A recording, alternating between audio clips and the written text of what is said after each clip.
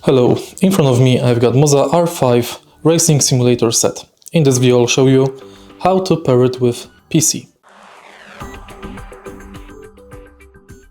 In the beginning, make sure that USB cable is connected with the wheelbase.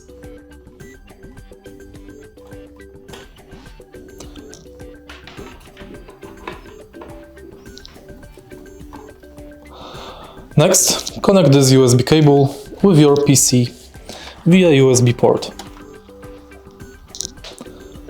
In the end, turn device on.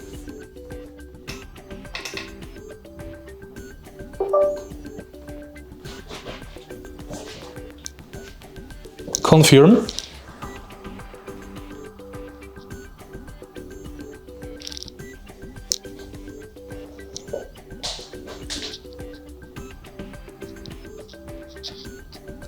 Finish.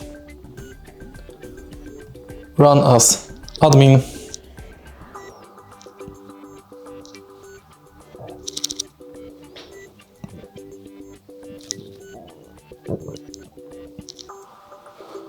And it's done.